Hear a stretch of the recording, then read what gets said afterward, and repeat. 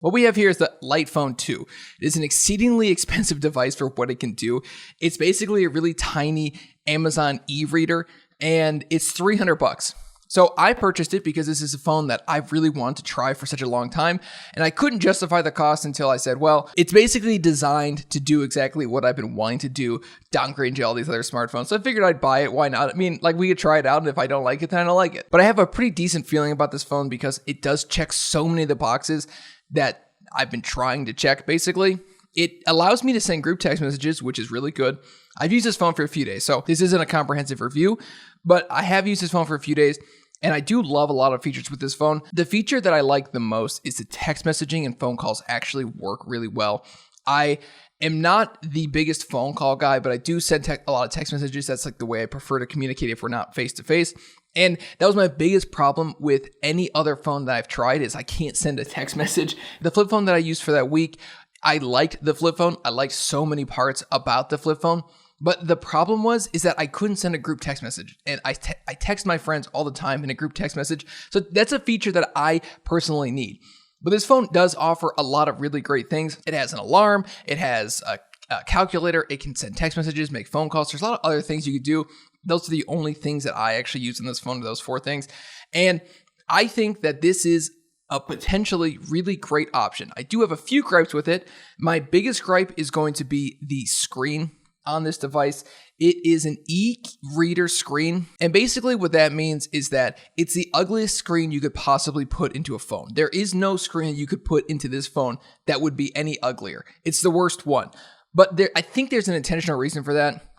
Reading from their website here, while considering additional functionality for the Light Phone 2, it's important to remember all of the features it will never have. The Light Phone 2 will never have social media, internet browsing, email, news, or ads. Our tools are intentional, and there's a clear objective in opening the tool. There will never be an infinite doom scroll. The device itself with a small black and white screen reflects this philosophy and inherently limits the phone's functionality. So basically what that means is they cut the functionality down at the knees on this device intentionally, which is a funny thing to say that we are a small startup and we couldn't do anything else. We couldn't compete with the big guys. So we were like, well, why don't we just, we can't develop new technology really all that well anyway. So why don't we make a phone that takes all that functionality out? And I don't think that's actually what they did, but I do think it's kind of a funny idea where they're like, we're going to make your phone suck on purpose, and then you're going to pay us $300 for it. Oh, you want an iPhone that's basically the exact same cost, that's brand new, that can do 10,000 times what this phone could do? Yeah, but this phone sucks on purpose. So I think it's an interesting proposition. For $300, it's a bit of a tough sell. This is something that's really important to me, so the cost starts to be a little bit less of a factor when you consider how potentially valuable this could be. If you think about your time as money, which I think we should in some sense, I know I do probably too much, but if you think about your time as money, you think about all the hours, minutes, hours, days you've wasted on your phone. If you were to direct that energy into something that's actually valuable and meaningful, in my case, it would develop my editing skills, develop my videography skills, those types of things. If I could do those types of things as opposed to playing on my phone. And again, I'm not the biggest phone player guy. I do think this is more of a cultural thing, but I like to test stuff out. I think it's kind of fun. So for me, when I consider this phone, the price becomes a little bit less of a hurdle to jump over, I would say. And the reason is because this is so important to me. If this is something you're just dabbling in and you don't have $300 to spend, I don't know if this is the best option for you. There are other options. There are downgrading to a smartphone, like an older smartphone, iPhone 6, iPhone 6s, iPhone SE, which I've done a bunch. And I really enjoyed those processes. But the Light phone is a little bit different because it's more expensive. I mean, it's $300. This isn't a downgrade in terms of cost. I mean, that's 1/3 the cost of a really premium smartphone. And you can get a really darn good smartphone for $300, even brand new, which is remarkable. So this phone takes a lot of the functionality out that your smartphone gives you. And I think it's a really interesting idea. It's something that's not going to catch on. This is a very niche product for basically people that watch this YouTube channel, people like me, people like potentially you that want to curb their smartphone usage. I think that this is the second iteration, so it's working a little bit. I don't love how expensive it is. I mean, that is like my biggest gripe with it because there are things that could add to this phone that would make it so much better while still retaining the lack of functionality. I think one of the biggest things for me is the lack of camera. I understand the whole point is less features, and I get that, and I appreciate that. I think it's really interesting, but why can't I take a photo? If I'm spending $300, I should be able to take at least a photo.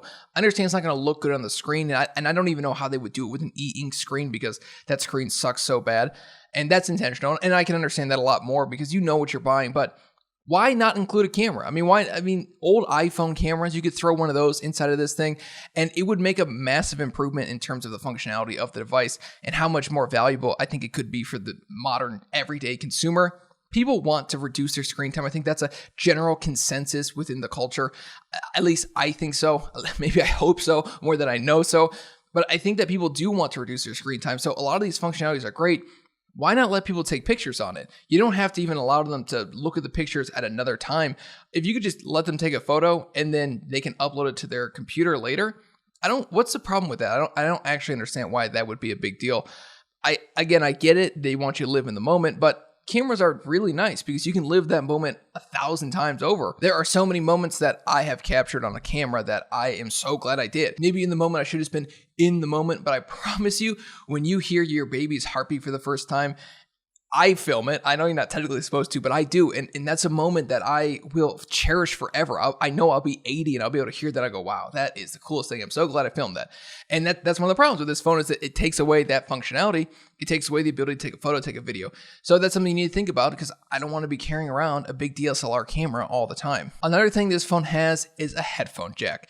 And that is the most overrated port of all time. And also not the most overrated port of all time. I understand why people miss the headphone jack. It does have a headphone jack. You can listen to podcasts. I don't really want to mess with an RSS feed. That's not something I'm really interested in doing.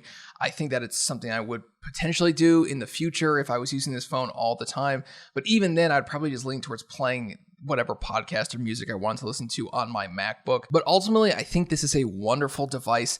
I have used it for a couple days. I love the ability to send group text messages. Yeah, you don't get the blue messages anymore, and people are going to be mad at you, and you can't view picture messages.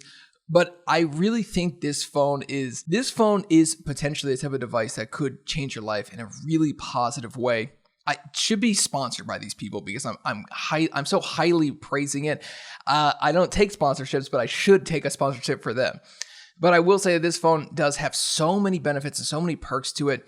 And the funny thing is about the phone having benefits is that it's not the phone that has the benefit. It's the lack of benefits of the phone that is the benefit. And I think that if you are somebody that is really interested in reducing your screen time and you're okay with not being able to take photos and videos, and that's okay to you, or you could plan ahead, a moment where you might want to take a photo or a video and you could bring along your DSLR, or you could bring along your old smartphone that you probably still have. I think that would be something you should definitely consider because this device is pretty darn remarkable and it is the premier dumb phone. I think it's the best dumb phone. And as somebody who's done a lot of digging and testing and trial and error, I would say that this phone is the most complete feature set phone in terms of lack of features that you would need. But I think if you're somebody that really wants the best dumb phone and you're willing to spend a pretty penny on it, I know for me after taxes, it was like $330, $340.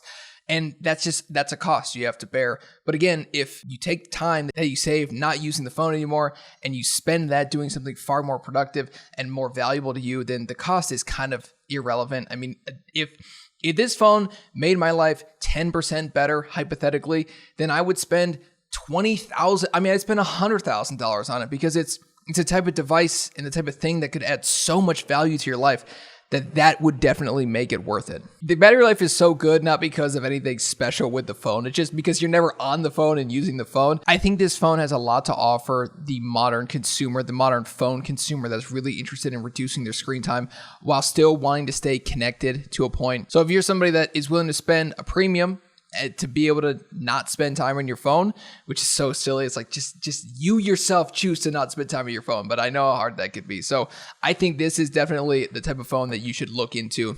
I have really enjoyed using it. Don't be afraid to hit that like button and that subscribe. I hate asking for this. Just do it, please. Okay, bye. I'm looking forward to use it over the next couple weeks, and I'll give you my full thoughts in a later video. Until then, I will see you in the next one. This has been Scott with Techno Eclipse. Peace out.